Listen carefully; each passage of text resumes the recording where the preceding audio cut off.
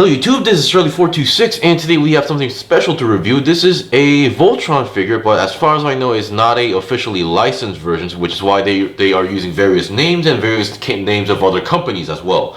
So for me, I was able to find this by the name as Lucky Cat Micro Elvis or something like that. So but this is actually a Voltron figure, but not only is it just based on Voltron, they also, once again, like my last Triptychon review, this company also copied the concept of 5-2 toys where everything can transform into a 5cm cube. So yeah, here we have the box, so you can see there's no name on it, but a very obvious looking symbol, and on the side we have the Lucky Cat company, and they have the Voltron, combined form, and on the other side the cube forms as well. Now the reason why I'm reviewing this is because I love 5-2 Toys Beast Box and Mega Box line, these stuff, and at this point I'm just going to try every cube transforming mech out there as well. And I would like to mention that this company, I assume that this was a very huge success, which is why they released a metallic version and a gold version as well. And now, after that, some time ago, they did announce that they're going to release 2 more units, which is one is going to be the Megazord from the Mighty Morphin Power Rangers, or just, from the Power Rangers series or Super Sentai series. The one with the black Mastodon, the blue Triceratops, the red T-Rex, and Pterodactyl, and Saber-Tooth Tiger, that one as well. And the other one being the G1 Decepticon, the Combiner Devastator. Although I'm not sure how they're going to release Devastator, as in, is it going to be a full set or they're going to release 2 units each. But once again, I'm not really too sure. But they are already taking pre-orders for the Megazord Combiner, and I'm really looking forward for that as well. Alright, so this review is going to be a 2-part review because we have to go through the cubes, then the line modes, and then the combined form. So the combined form will be on part 2. On part 1, we'll be looking at the cubes and the lion forms. Alright, so right off the box, it's going to be in Voltron mode, but luckily the instruction manual is really generous, where they actually they know that they're going to give you on the Voltron mode. So they show you the instruction on, if you want to make the lion one, this is how you separate them, and this is how you go from on and on. So they did a really good job on that aspect as well. So yeah. And just to make things clear, now if you did this correctly, yes, they actually did make this to fit in the box chargers if you did it correctly. So yeah, if you have spare box chargers, you can technically put them in as well. So these are not from 5-2 Toys, so they do not come with the box chargers as well. So keep that in mind. Alright, so here we have the cube forms. Now, making the cube form for the blue, yellow, and red and green line, they're pretty easy because you just slap them together with each other. Now, transforming the black line into cube form was the most difficult part for me because there's a lot of turning, there's a lot of twisting, there's a lot of parts that actually open up, some parts that I did not expect to open up as well.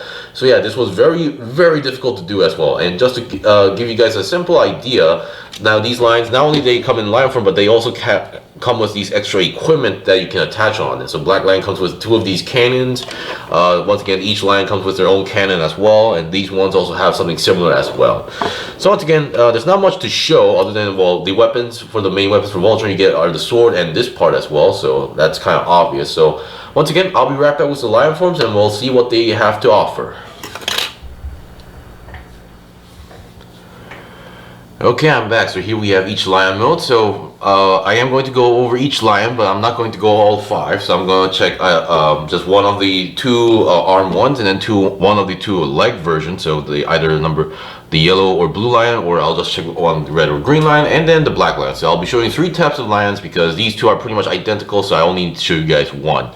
So let's start from the smallest to the largest. So let me put these guys out of the way, and we'll check the red lion because I do like the red color.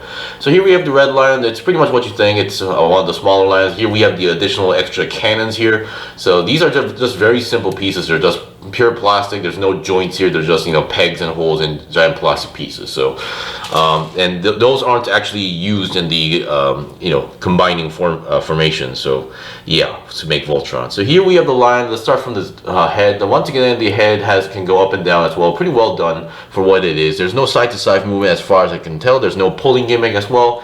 But the mouth does open up very widely, and you can see there's these 2 holes. Now technically both of them are used for the transforming into the cube, but also are used to hold the weapons as well, because if you see more clearly at the sword, for example, now there's nothing on this side, but if you look at the handle, there is a peg here. So that's what you use to either connect here or here if you want it to be holding in a slight angle in the hand.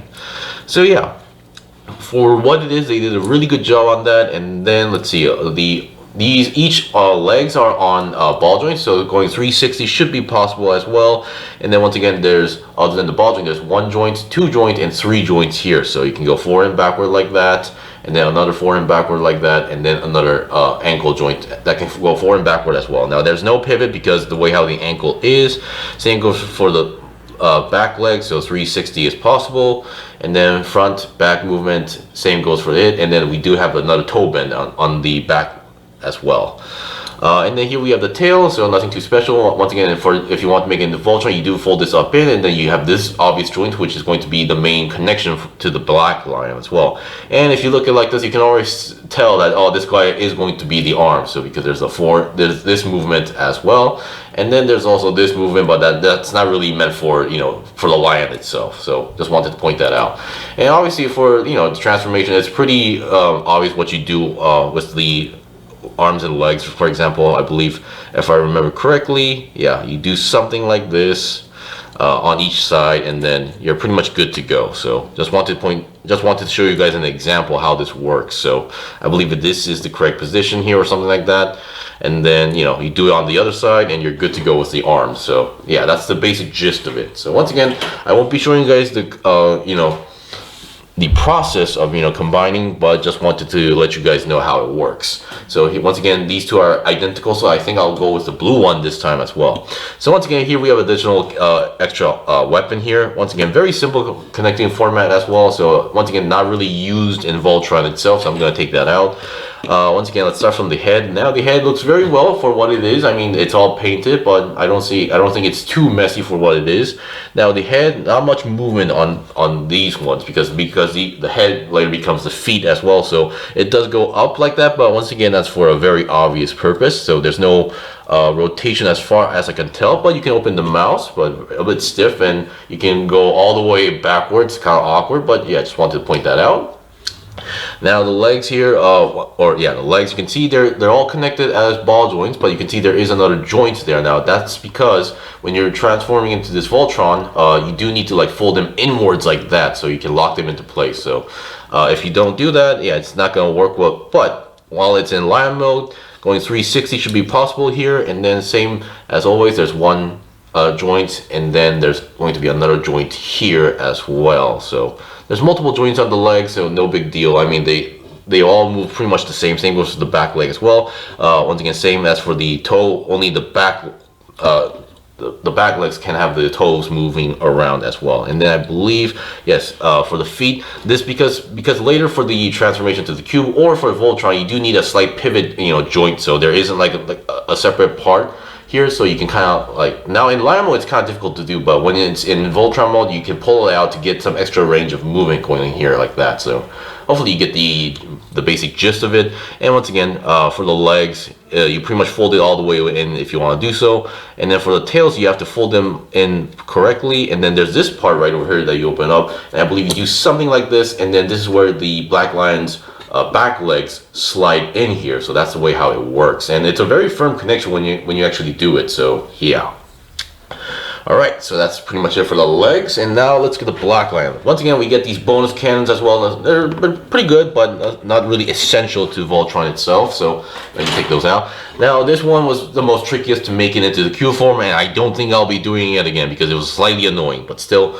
Let's see what we got. So we have the head, and for those who know Voltron, it's obviously inside the head. There's you can open the mouth, and then for now there's nothing, but if you look at the top section, there's something very obvious looking over there. So that's that. Now the head's pretty well done. It can go all the way down like that, upwards like that, and then 360 should be possible as well. And I believe the 360 is possible.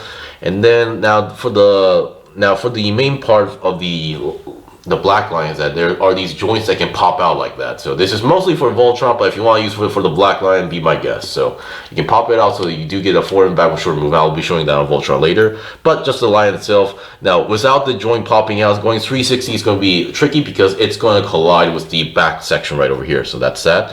And then once again, the legs. This lower section doesn't move much, so you're going to have to move with the shoulder as well if you want to go forward. There's another joint here. As well, and then another joint here for the ankles. No pivot because they're all just regular joints rather than ball joints.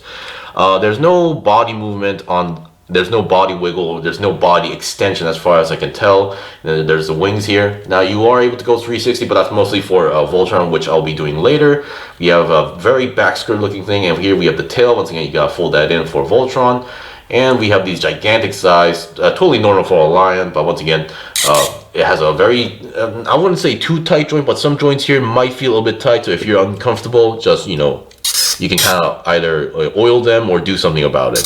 So it does squeak a bit. Oh boy, that's annoying. Side swivel is there, but once again, just looking at the lion itself, we have these joints here on the back, and then here. Now the feet here on the back are ball joints, just to let you know. And once again, if you want to make Voltron, it's very obvious what to do here as well. So, you know, you do the typical, you know, fold up. Oh, there we go. You fold up the overall, you know, this on both sides, and then straighten up the legs and get ready to, you know, combine.